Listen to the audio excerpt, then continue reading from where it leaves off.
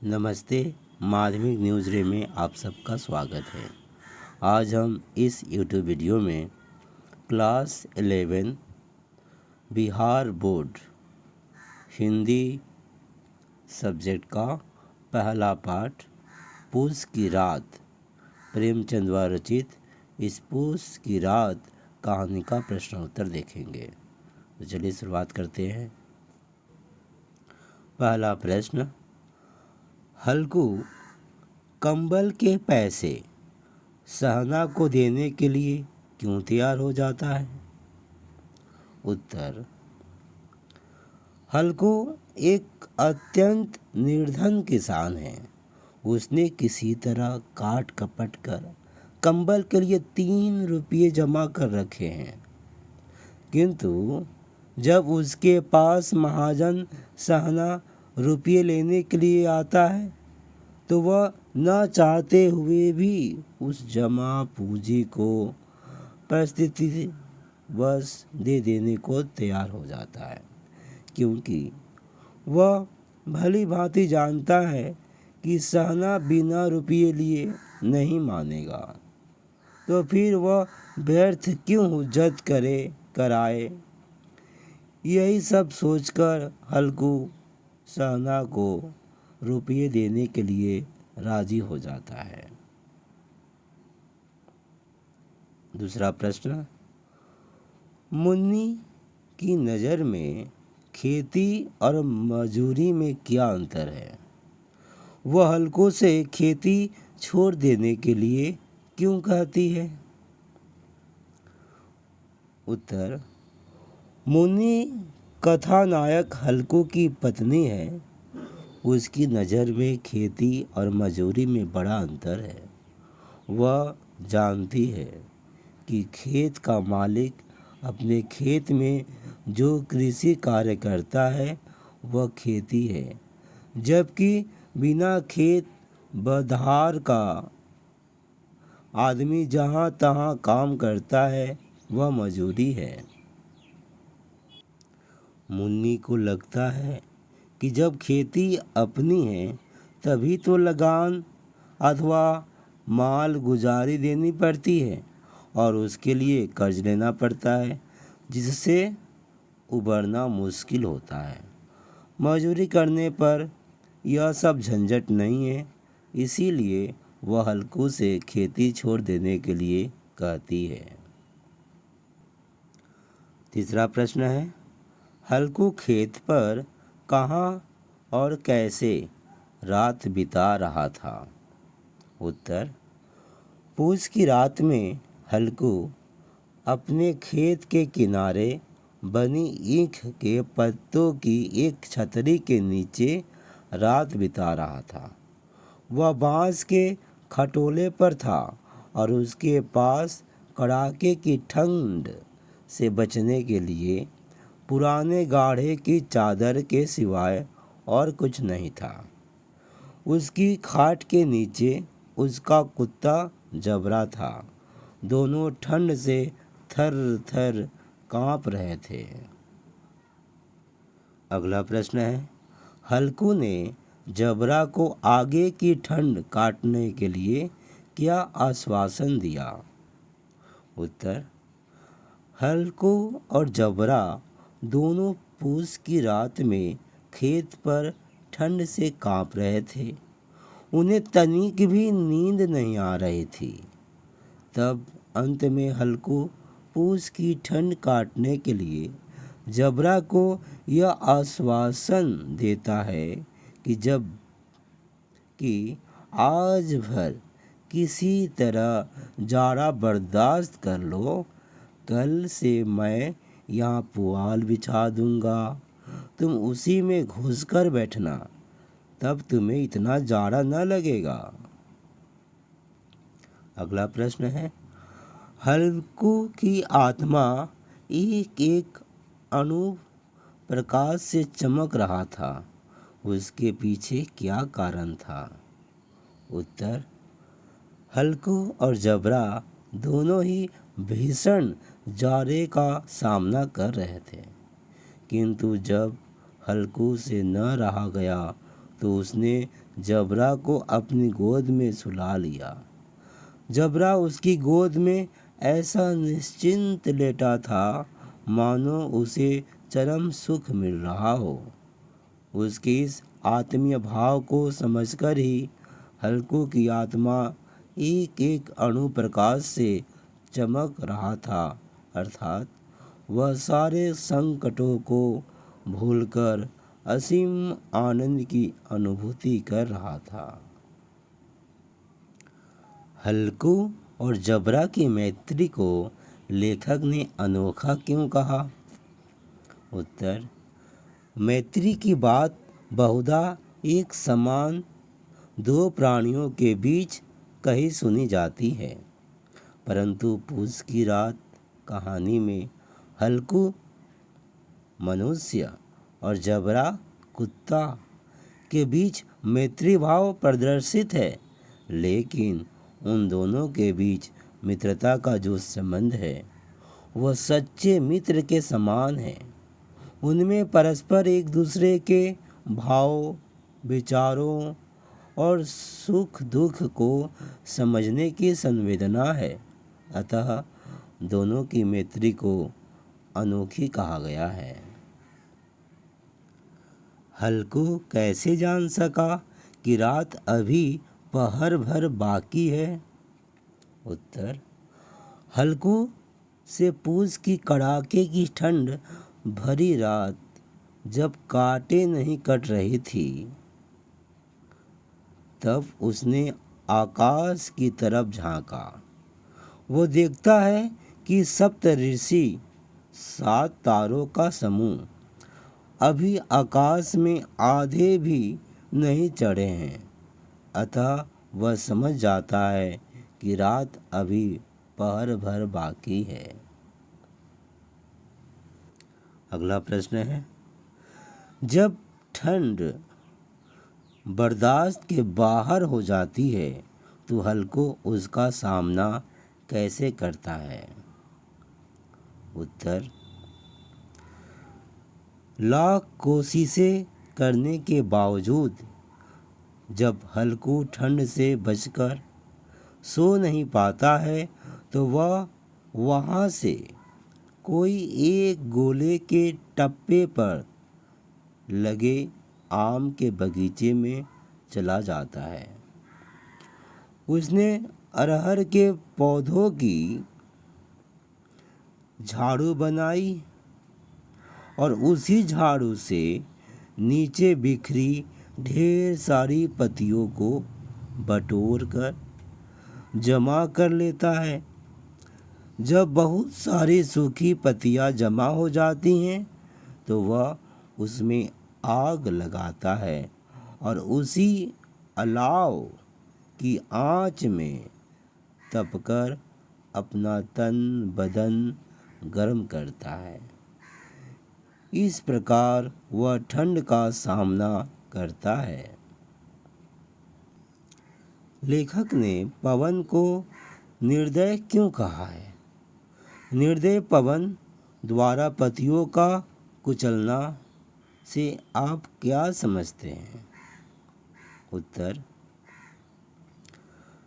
इस पाठ में एक जगह लेखक ने पवन को निर्दय कहा है। निर्दय का तात्पर्य होता है वह व्यक्ति जिसमें दया ना हो। पूस की रात में एक ऐसे ही असहनीय जाड़ा पड़ रहा था, उसमें भी हवाओं का बहना तो एकदम कहर ढा रहा था। अभिप्राय यह कि हवा चलने पर ठंड और भी बढ़ जा रही थी। पवन द्वारा पतियों को कुचलने जाने से मतलब यह है कि जैसे कोई समर्थ आदमी कमज़ोर को कुछ नहीं समझता, वैसे ही निष्ठुर पवन बेजान पतियों पर से गुजर रहा था। अगला प्रश्न है, आग तापते हुए हल्कू कैसे कीड़ा करता है? अपने शब्दों में वर्णन करें। उत्तर, जब अलाव की आग के कारण सर्द पड़े हल्कू को ठंड से राहत मिलती है और उसके शरीर में थोड़ी गर्मी आती है तो उसकी विनोद वृत्ति जागृत हो जाती है।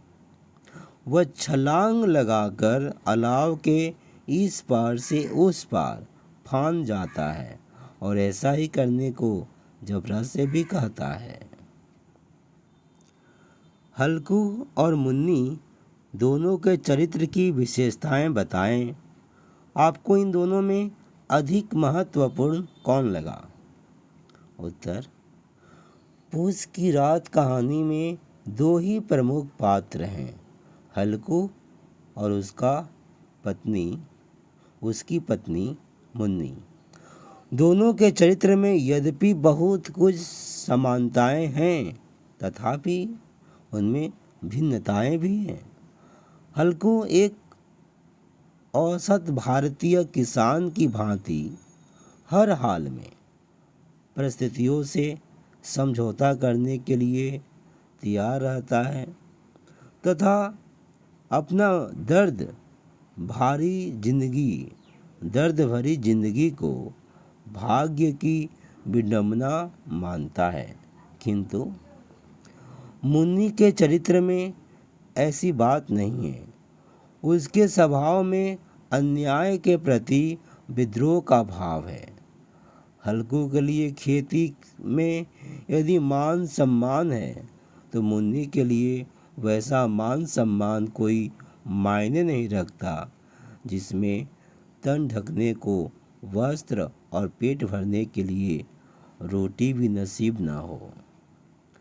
हल्कू की समझौता परस्ती एवं भाग्यवादी विचारों की बजाय मुन्नी का विद्रोही स्वभाव एवं आलोचनात्मक दृष्टिकोण हमें अधिक महत्वपूर्ण लगता है। अगला प्रश्न है, यह कहानी भारतीय किसान के मजदूर बनने की त्रासदी की ओर संकेत करती है। कहानी के आधार पर स्पष्ट करें। उत्तर, पूस की रात कहानी की कथा वस्तु से यह पूरी तरह स्पष्ट हो जाता है कि इसमें एक भारतीय किसान के मजदूर बनने की त्रासदी का मार्मिक वर्णन है। हल्कू, जो एक अत्यंत गरीब किसान है, खेती में जी तोड़ मेहनत करता है, फिर भी उसे भरपेट भोजन तक नहीं मिल पाता। जिस किसी तरह वह जाड़े की ठंड से बचने के लिए कंबल खरीदने हेतु कुल 3 रुपये जुगा कर रखे रहता है, किंतु वह बदनसीब किसान एक कंबल भी नहीं खरीद पाता क्योंकि वह रुपये महाजन साहना को दे देना पड़ता है। इस प्रकार मानसिक अवसाद इतना बढ़ जाता है कि उसे खेती अर्थात किसानी की अपेक्षा मजदूरी ही अच्छी लगने लगती है। कहानी के अंत में उसके कथन की रात की ठंड में यहाँ सोना तो न पड़ेगा से यह बात एकदम स्पष्ट हो जाती है। अगला प्रश्न है, पूस की रात कहानी में जबरा एक प्रमुख पात्र है। कहानी में उसका क्या महत्व है? उत्तर, पूस की रात कथा सम्राट प्रेमचंद की एक बहुचर्चित बहुप्रशंसित कहानी है। इसमें हल्कू और मुन्नी के अतिरिक्त एक प्रमुख मानवेतर पात्र है, कुत्ता जबरा। वह हल्कू का अत्यंत आत्मीय है। कहना चाहिए कि वह उसके परिवार का एक अभिन्न सदस्य है। इस कहानी में वह बड़ा महत्व रखता है। रात में खेत पर हल्कू के साथ एकमात्र उसका प्यारा संगी जबरा ही होता है। उसके माध्यम से हल्कू के चारित्रिक वैशिष्ट्यों, मनोगत भावों को उभारने में लेखक को बड़ी मदद मिली है। यदि जबरा के चरित्र का कहानी में सन्निवेश न होता तो शायद हल्कू के चरित्र के कुछ पहलू अनछुए और अनुद्घाटित रह जाते। वे उस सहजता से व्यक्त न हो पाते।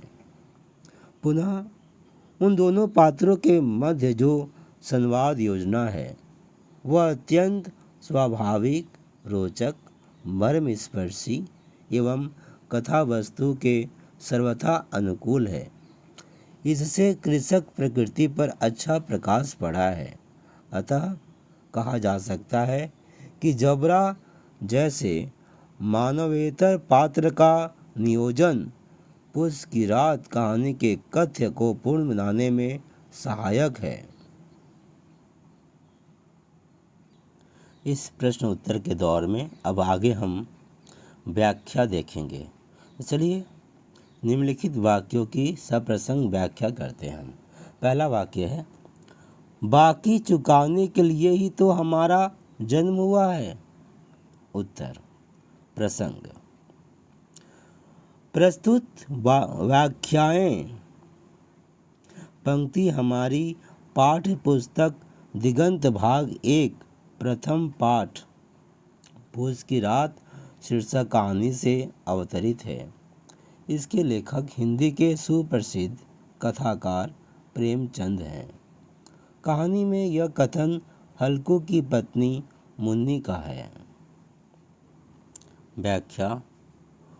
मुन्नी के इस कथन के माध्यम से भारतीय किसानों की दयनीय दशा का पता चलता है। हल्कू रात दिन एक करके किसी तरह जाड़े से बचाव हेतु एक कंबल खरीदने के लिए 3 रुपये बचाकर रखा है, किंतु जब वह द्वार पर सहना को देखता है तो समझ जाता है कि अब इससे पिंड छुड़ाना मुश्किल है। अतः वह उसे रुपये देकर छुटकारा पाने के विचार से मुन्नी से वे रुपये मांगता है जो उसकी कुल जमा पूंजी है।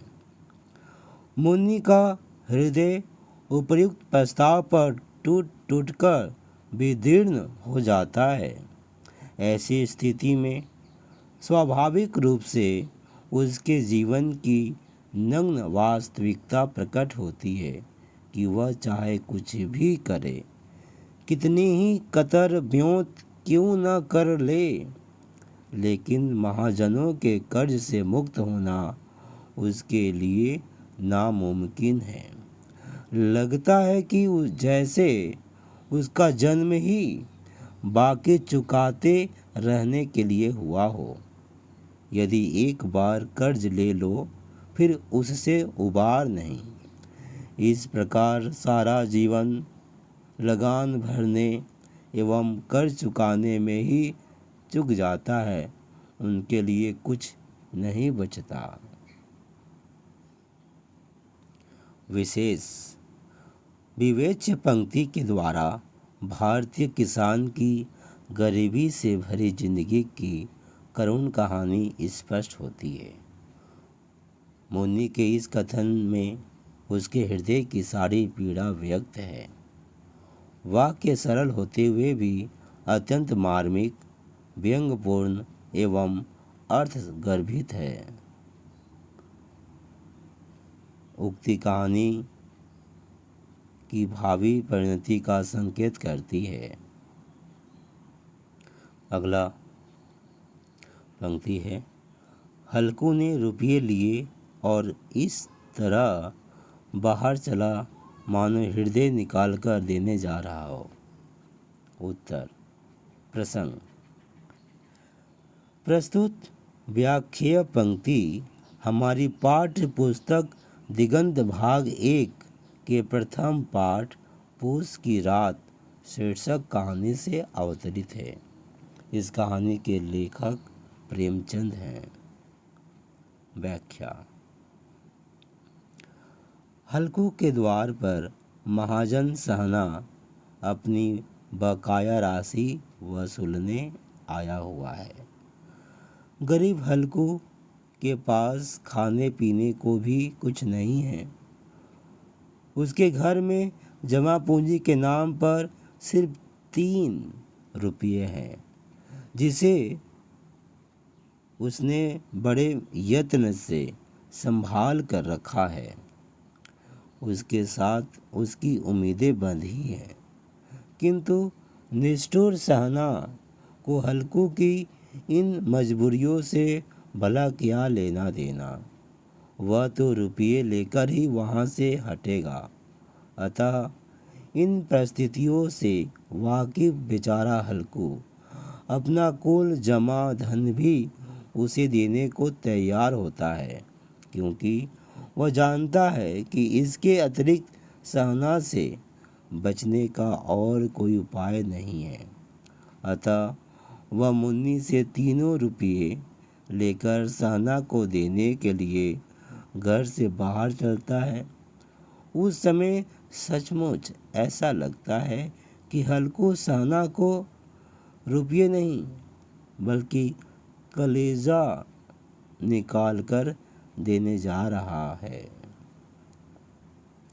विशेष प्रस्तुत वाक्य में गरीब भारतीय किसान की दयनीय दशा व्यंजित है।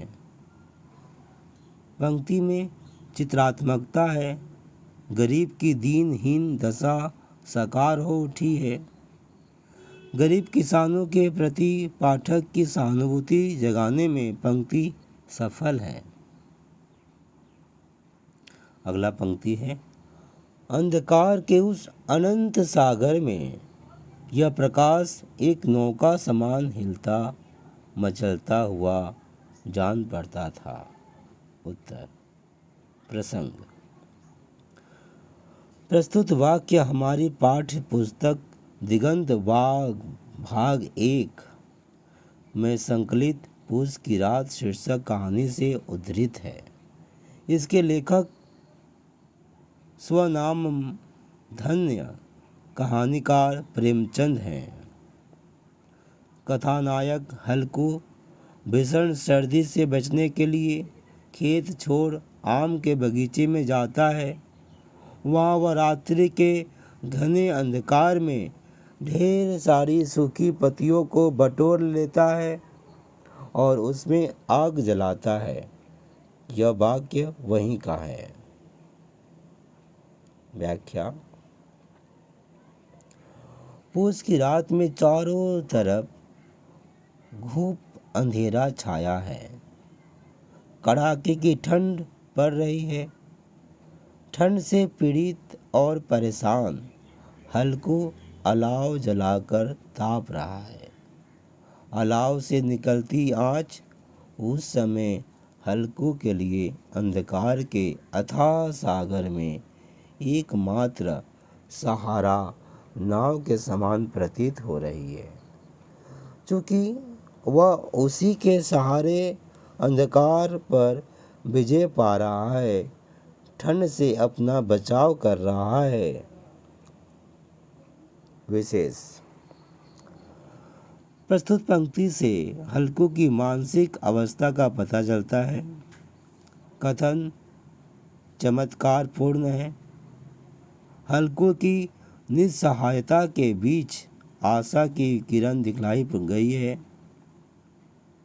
पंक्ति के द्वारा पूस की रात में बगीचे में अलाव तापते किसान का चित्र साकार हुआ है। अगला पंक्ति है, तकदीर का खूबी है, मजबूरी हम करें, मजा दूसरे लूटे। उत्तर, यह उक्ति हमारी पाठ्य पुस्तक दिगंत भाग 1 में संकलित पूस की रात शीर्षक कहानी से ली गई है। इसके कहानीकार प्रेमचंद हैं। कंबल के लिए जुगा कर रखे गए 3 रुपये सहना महाजन को चुकाने के बाद पूस की ठंडी रात में केवल फटी पुरानी एक चादर के सहारे हल्कू को खेत की रखवाली करनी है। खेत पर बैठे बैठे हल्कू के मन में कई विचार उठते हैं। व्याख्या। यह छोटी सी उक्ति किसान के जीवन की विडंबना को पूरी तरह व्यक्त करती है। किसान और मजदूर रात दिन परिश्रम करते हैं।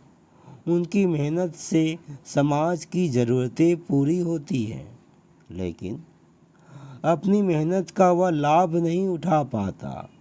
जो कुछ भी हासिल करता है वह कर्ज चुकाने में निकल जाता है। महाजन गरीबों की मेहनत की कमाई लूटते रहते हैं। उनके रुपये का ब्याज बढ़ता रहता है और किसान कभी कर्ज नहीं चुका पाता। इस प्रकार वह गरीबी और अभाव में ही फंसा रहता है, जबकि उनकी मेहनत की कमाई को लूटने वाले, जो किसी तरह की मेहनत भी नहीं करते, मौज मस्ती से जिंदगी गुजारते हैं। विशेष।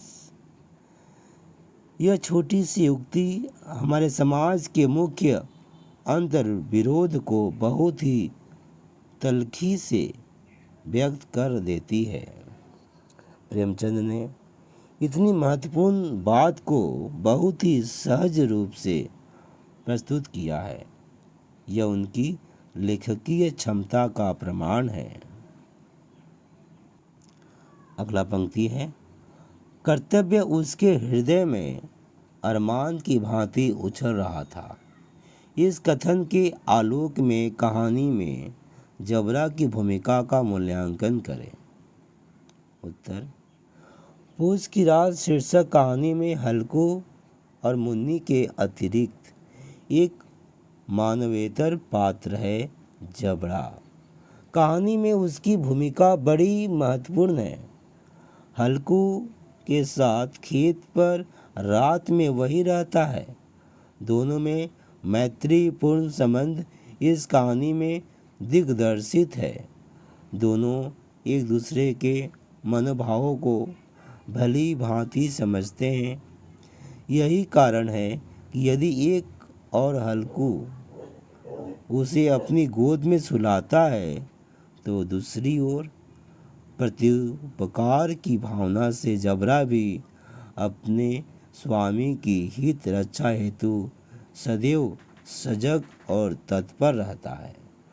उस रात जब जबरा को किसी जानवर की आहट सुनाई पड़ती है तो वह ठंड की परवाह न कर छतरी के बाहर आकर भूखने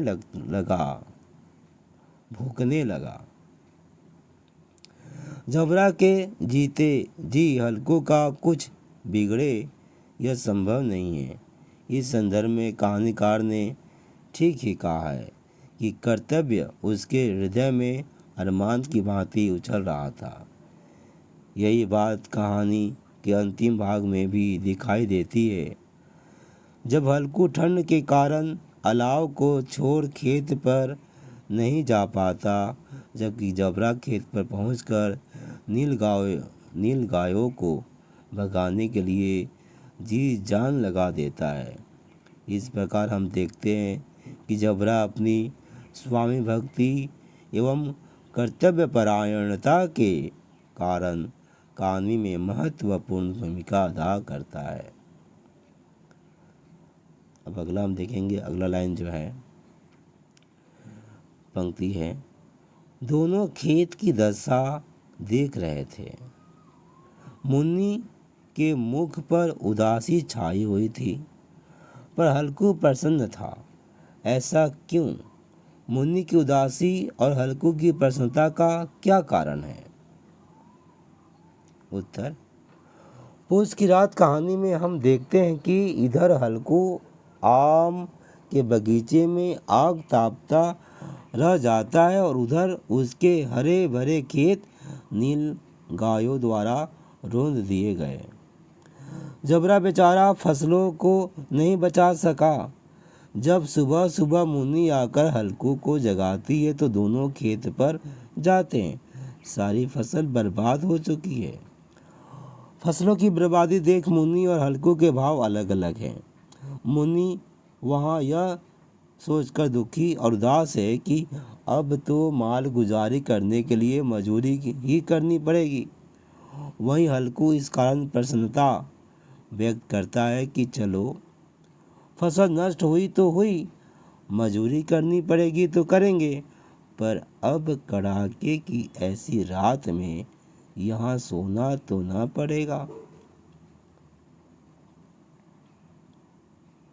अब पूस की रात भाषा की बात। प्रश्न 1, वाक्य प्रयोग द्वारा इन मुहावरों का अर्थ स्पष्ट करें। उत्तर, गला छूटना, संकट से छुटकारा पाना। चाहे जैसे भी हो, ले देकर इस बदमाश से अपना गला छुड़ा लो।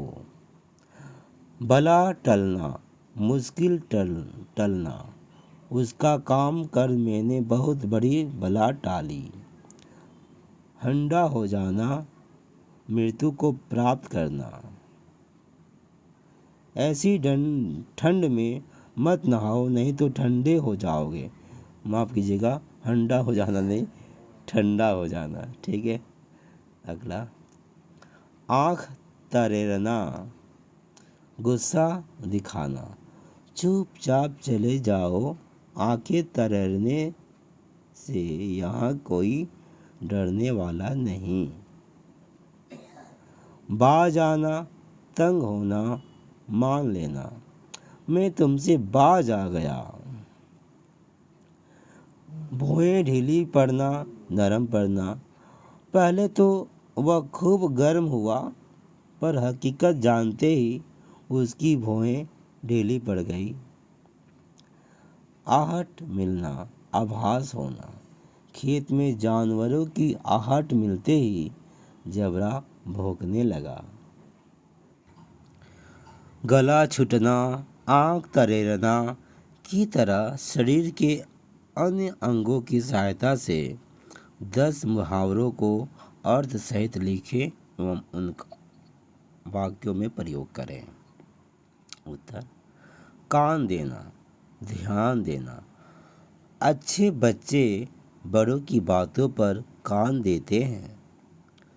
दूसरा, नाक का बाल होना, अत्यंत प्यारा होना। मेधावी छात्र शिक्षक की नाक के बाल होते हैं। कहवा टूटना, बेसहारा होना। अपने जवान इकलौते बेटे की मृत्यु से बूढ़े बाप की कमर टूट गई। आंखें चार होना, प्यार होना। जनक जी के बाग में राम और सीता की आंखें चार हुई थी। सिर खाना, परेशान करना। तुम 1 घंटे से मेरा सिर खा रहे हो, पर मैं अब तक तुम्हारा अभिप्राय न समझ सका। नाक में दम करना, परेशान कर देना। रोज रोज की वर्षा ने सबकी नाक में दम कर दिया है। दांत खट्टे करना, पराजित करना। कारगिल युद्ध में भारतीय सेना ने घुसपैठियों के दांत खट्टे कर दिए। आंखें दिखाना, डराना। तुम मुझे क्यों आंखें दिखा रहे हो, मैं डरने वाला नहीं हूँ। कमर कसना, तैयार होना। अब हमें परीक्षा के लिए कमर कस लेनी चाहिए। सिर ओखली में देना, मुसीबत मोल लेना। उस बदमाश को चुनौती देकर तुमने अपनी सिर ओखली में दे दिया है। आगे है, उठ बैठ संयुक्त क्रिया का उदाहरण है। ऐसे 5 अन्य उदाहरण दें। उत्तर, संयुक्त क्रिया के 5 उदाहरण: दौड़ पड़ा, चल दिया, पहुंच गया, मार डाला, गिर गया। प्रश्न 4 है आगे। निम्नलिखित विशेषणों से भाववाचक संज्ञा बनाएं। ढीली, दीर्घ, विशेष, गर्म, प्रसन्न। उत्तर है विशेषणों से भाववाचक बनाना है। ढीली से ढिलाई, दीर्घ से दीर्घति, विशेष विशेषता, गर्म गर्मी, प्रसन्न प्रसन्नता। अगला प्रश्न है, पेट में ऐसा दर्द हुआ कि मैं ही जानता हूँ। यहाँ मैं ही जानता हूँ संज्ञा उपवाक्य है। मैं नहीं जानता कि वह कहाँ है, वह कहाँ है संज्ञा उपवाक्य है। इसी तरह निम्नलिखित वाक्यों में संज्ञा उपवाक्य छांटें। क, चीलम पीकर हल्को लेटा और निश्चय करके लेटा कि चाहे जो कुछ भी हो अब की सो जाऊंगा। उत्तर, चाहे जो कुछ भी हो अब की सो जाऊंगा। अगला है ये उपवाक्य। हाँ, संज्ञा उपवाक्य जितना है ना, अब की जो कुछ भी है सो जाऊंगा उपवाक्य। आगे, हल्को को ऐसा मालूम हुआ जानवरों का झुंड उसके खेत में आया है। उत्तर, जानवरों का एक झुंड उसके खेत में आया है। आगे है, निम्नलिखित वाक्यों में मिश्र और संयुक्त वाक्य चुनकर उन्हें सरल वाक्य में बदलें। का नंबर है, हल्कू ने आग जमीन पर रख दी और पतिया बटोरने लगा। संयुक्त वाक्य। उत्तर, सरल वाक्य में हल्कू आग को जमीन पर रखकर पतिया बटोरने लगा। आगे मिश्र वाक्य है जो मैं पढ़ने जा रहा हूँ। राख के नीचे कुछ कुछ आग बाकी थी जो हवा का झोंका आ जाने पर जरा जाग उठती थी। ये मिश्र वाक्य है। इसका सरल वाक्य होगा, राख के नीचे की बाकी बची आग हवा का झोंका आ जाने पर जरा जाग उठती थी। अगला मिश्र वाक्य है, पेट में ऐसा दर्द हुआ कि मैं ही जानता हूँ। उत्तर, सरल वाक्य में होगा, पेट में ऐसा दर्द को तो मैं ही जानता हूँ। पेट में हुआ दर्द को तो मैं ही जानता हूँ। अगला है संयुक्त वाक्य, यह कहता हुआ वह उछला और अलाव के ऊपर से साफ निकल गया। उत्तर, इसका सरल वाक्य होगा, यह कहता हुआ वह उछल कर के ऊपर से साफ निकल गया। अगला मिश्र वाक्य है, मैं मरते मरते बचा, तुम्हें अपने खेत की पड़ी है। उत्तर, सरल वाक्य, मैं मरने से बचा, तुझे खेत की पड़ी है। प्रश्न 7, हल्कू और लेखक की भाषा में फर्क है। आप बताएं कि यह फर्क क्यों है। इसके कुछ उदाहरण पाठ से चुनकर लिखें। उत्तर, पूछ की रात शीर्षक कहानी में यह बात स्पष्ट रूप से दिखाई देती है कि हल्कू और लेखक प्रेमचंद की भाषा में फर्क है। यह फर्क लेखक द्वारा कहानी की भाषा को पात्रोचित बनाने के प्रयास के कारण है। बहुधा लेखकगण कहानियों, उपन्यासों अथवा नाटकों में ऐसा प्रयास करते हैं। वे पात्रों के स्तर को ध्यान में रखकर उनके उपयुक्त भाषा प्रयोग करते हैं। प्रस्तुत कहानी के साथ भी यही बात है। इसके कुछ एक उदाहरण इस प्रकार है। हल्कू, अब तो नहीं रहा जाता जबरू, चलो बगीचे में पतिया बटोर कर तापें, ठंडे हो जाएंगे तो फिर सोएंगे। लेखक, बगीचे में खूब अंधेरा हुआ था और अंधकार में निर्दय पवन पतियों को कुचलता हुआ चला जाता था। हल्कू कहता है, पिएगा चीलम, जारा तो क्या जाता है, हाँ जरा मन बहल जाता है। लेखक, जारा किसी पिशाच की भांति उसी छाती को दबाए हुए था, उसकी छाती को दबाए हुए था। वाक्य प्रयोग द्वारा लिंग निर्णय कीजिए। उत्तर, ढेर, वहाँ पतियों का ढेर लग गया। पुल्लिंग। अलाव, अलाव जल उठा। पुल्लिंग। लौ, लौ निकल रही है। स्त्रीलिंग। दोहर, इसी फटी पुरानी दोहर से जाड़ा नहीं जाता। स्त्रीलिंग। जी। पुल्लिंग। खाते खाते मेरा जी भर गया। गर्व, हमें अपने देश पर गर्व होना चाहिए। पुल्लिंग। ठंड, उसे ठंड लग रही है। स्त्रीलिंग। पूंछ, उसकी पूंछ लंबी है। स्त्रीलिंग। चादर, उसने अपनी चादर फैला दी। स्त्रीलिंग। राख, वहाँ अब सिर्फ राख बची है। स्त्रीलिंग।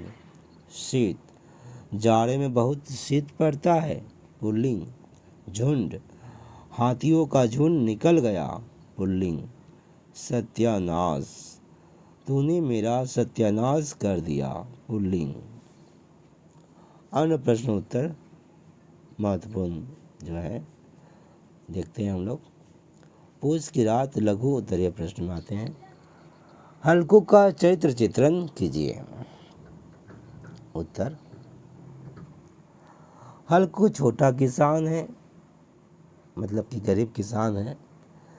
खेती से काम नहीं चलने पर मजदूरी भी करता है, फिर भी कर्ज से लदा है। उसका शरीर भारी भरकम और बलिष्ठ है, फिर भी गरीबी के कारण वह अपने को दीन अनुभव करता है। वह पत्नी की तीखी बातों पर तनने के बदले खुशामद करता है। फसल चढ़ जाने की स्थिति में उसके नाराज होने और भला बुरा कहने से बचने के लिए झूठ बोलता है। वह अपनी दशा से खीन है और भी अनुभव करता है कि जिस खेती से पेट न भरे उसे निभाए चलना बेकार है। इसी की प्रतिक्रिया में वह फसल की रक्षा करने में ढीला पड़ जाता है। इसमें ठंड से ज़्यादा प्रबल कारण खेती के प्रति क्षोभ है, जो दीनता, कर्ज और अभाव की प्रतिक्रिया स्वरूप उत्पन्न हुआ है। अगला प्रश्न है, पूस की रात के केंद्रीय भाव का प्रकाश डालिए। कृषक जीवन की त्रासदी का वर्णन करना पूस की रात कहानी की समस्या है। निम्न वर्गीय किसान की दुर्दशा का वर्णन इस कहानी का केंद्रीय तत्व है। खेती इतनी कम है कि हल्कू को मजदूरी करनी पड़ती है। इतना ही नहीं, मजदूरी में से काट कपट कर जो पैसा कंबल के लिए जमा करना है वह भी जमा करता है, वह भी कर्ज सधाने में हाथ से निकल जाता है। किसान इतने दुर्दशाग्रस्त हैं कि उनके पास जाड़े से निपटने के लिए पर्याप्त कपड़े तक नहीं हैं। ऐसी स्थिति में से प्रेमचंद क्षुब्ध हैं। उनका क्षोभ हल्कू और मुन्नी दोनों के माध्यम से व्यक्त होता है। वे खेती से विद्रोह करने हेतु प्रेरित करते हैं। हल्कू द्वारा अपनी फसल को बर्बाद होने से न रोकना इसी विद्रोह और क्षोभ का परिणाम है। अगला है, हल्कू ने अपनी स्त्री से रुपये क्यों मांगे। हल्कू एक गरीब किसान है। बड़ी कठिनाई से उसकी स्त्री ने 3 रुपये बचा कर रखे थे। उसने सोचा था कि इन रुपयों से एक कंबल खरीदकर माघ पूस की ठंडी रात के कष्ट से बचेंगे। लेकिन हल्कू ने वे रुपये अपनी स्त्री से इसीलिए मांग लिए क्योंकि उसने उन रुपयों को सहना को देकर उसके कर्ज से मुक्ति पानी थी और रुपये नहीं देने पर सहना का दुर्व्यवहार सामने जो था। प्रश्न 4, हल्कू खेत उजाड़ने से क्यों प्रसन्न है? खेत उजाड़ने से क्यों प्रसन्न है? कर्ज चुकाने में कंबल का पैसा कर्ज खर्च हो जाने से हल्कू व्यथित है।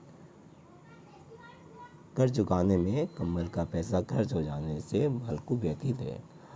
वह अब कंबल नहीं खरीद सकेगा। ऐसी स्थिति में मात्र एक दोहर चादर के सहारे पूस की रात में कड़ाके की ठंड में रखवाली असंभव है। एक ही रात को दुर्गति उसका प्रभाव है। अतः हल्कू प्रसन्न है कि अब खेत की रखवाली से उसका पिंड छूट गया है। उसे अब खेत की रखवाली नहीं करनी पड़ेगी। पूस की रात अति लघु उत्तरीय प्रश्न। पहला है, मुन्नी पैसे क्यों नहीं देना चाहती है? हल्कू ने मजदूरी में से कटौती करके कंबल खरीदने के लिए पैसे बचाए हैं। वे 3 रुपये सहना को दे देने पर कंबल नहीं खरीदा जा सकेगा।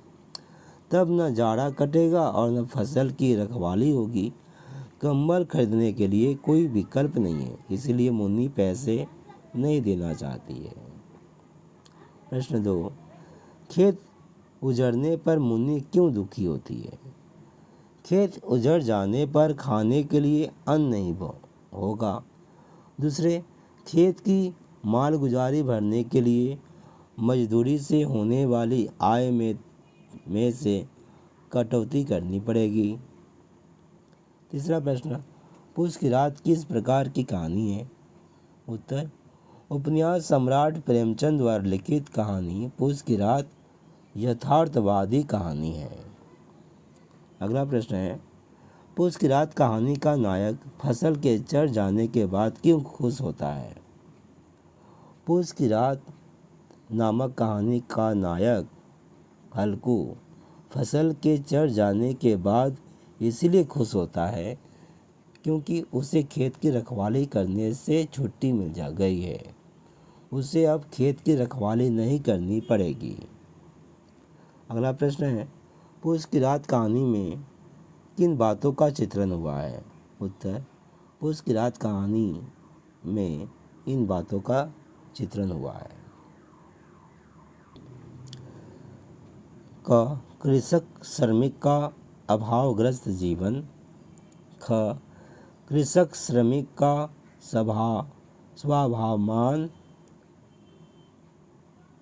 स्वाभिमान। ग, सामाजिक विषमता इत्यादि।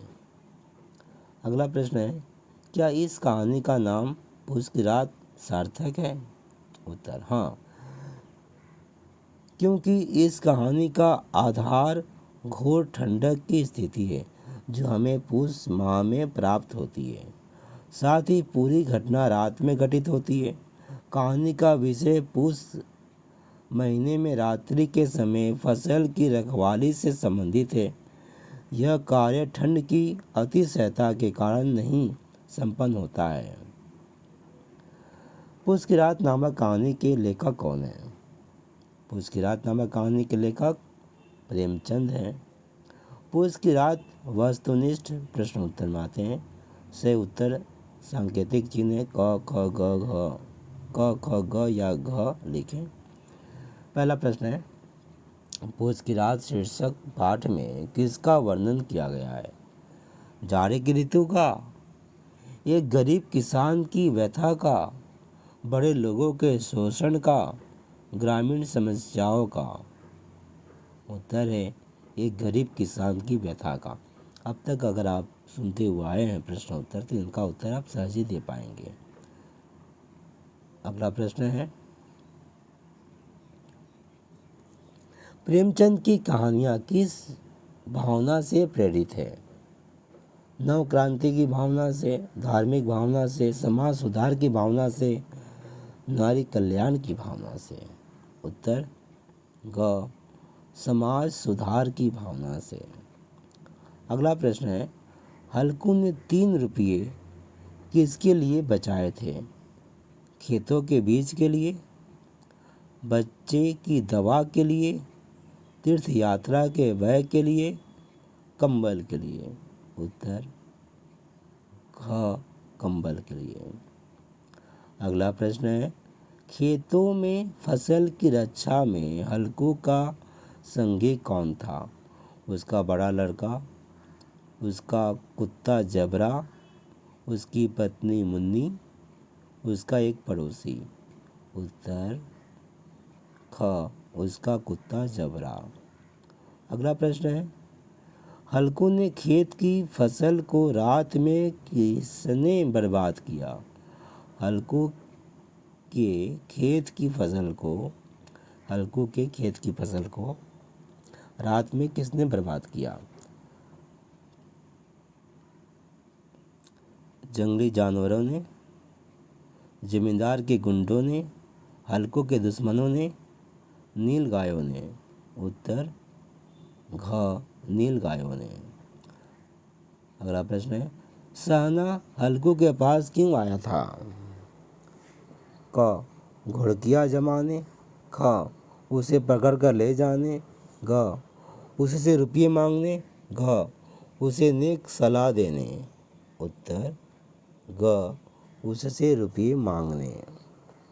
अगला प्रश्न है, हल्कू ने रुपये लिए और इस तरह बाहर चला मानो क, अपना हृदय निकाल कर देने जा रहा हो, अपने घर की लक्ष्मी को विदा कर रहा हो, गुलामी की यातना भुगत रहा हो, बहादुरी से जवाब देने जा रहा हो।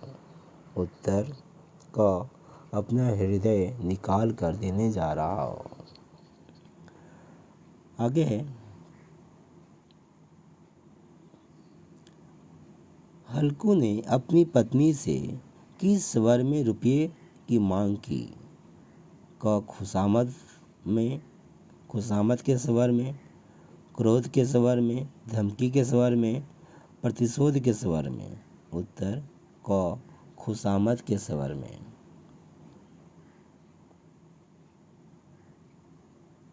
आगे है, हल्कू किससे आहत था? अपनी दीनता से, पत्नी के व्यवहार से, जबरे कुत्ते की अनोखी मैत्री से, खेत मालिकों के व्यवहार से। हल्कू किससे आहत था? उत्तर घ, खेत मालिकों के व्यवहार से। प्रश्न 10, प्रेमचंद किस रूप में विशेष प्रसिद्ध हैं? विचारक के रूप में, गांधीवादी चिंतक के रूप में, समाजवादी प्रवक्ता के रूप में, उपन्यासकार के रूप में। उत्तर घ, उपन्यासकार के रूप में। अगला प्रश्न है, हल्कू ने पूस की रात की ठंडी का सामना किससे किया? क, पतियों की आग से, ख, मोटे कपड़ों से, घ, पुआल की गर्मी से, घ, मचान की ओट से। उत्तर क, पतियों की आग से। रिक्त स्थानों की पूर्ति करें। रिक्त स्थान आपके सामने है 5। चलिए एक एक करके करते हैं। पहले मैं प्रश्न पढ़ दे रहा हूँ, फिर आप उत्तर बताइएगा। रिक्त स्थानों की पूर्ति करें। रिक्त स्थान की जगह में रिक्त स्थान बोलूँगा। हल्कू एक रिक्त स्थान खरीदने के लिए 3 रुपये बचा कर रखना चाहता था। चलिए मैं डैश बोलूँगा, डॉट डॉट बोलूँगा, डॉट डॉट लिखा हुआ है, ठीक है। हल्कू एक डॉट डॉट खरीदने के लिए 3 रुपये बचा कर रखना चाहता था। हल्कू की फसल को डॉट डॉट डॉट का झुंड बर्बाद करने आया था। प्रेमचंद की आदर्शोन्मुखी डॉट डॉट डॉट वादी कथाकार का कहा जाता है। पूस की रात एक डॉट डॉट डॉट वादी कहानी है। हल्कू ने अपनी पत्नी से डॉट डॉट डॉट दर्द का बहाना बनाया। उत्तर कंबल। मैं उत्तर के साथ बता दूं, हल्कू एक कंबल खरीदने के लिए 3 रुपये बचा कर रखना चाहता था। दूसरा है नीलगायों। हल्कू की फसल को नीलगायों का झुंड बर्बाद करने आया था। यथार्थ। प्रेमचंद की आदर्शोन्मुखी यथार्थवादी कथाकार कहा जाता है। प्रेमचंद को की का जगह को होगा आदर्शोन्मुखी यथार्थवादी कथाकार कहा जाता है। चौथा है यथार्थ। पूस की रात एक यथार्थवादी कहानी है। 5 पेट। हल्कू ने अपनी पत्नी से पेट दर्द का बहाना बनाया।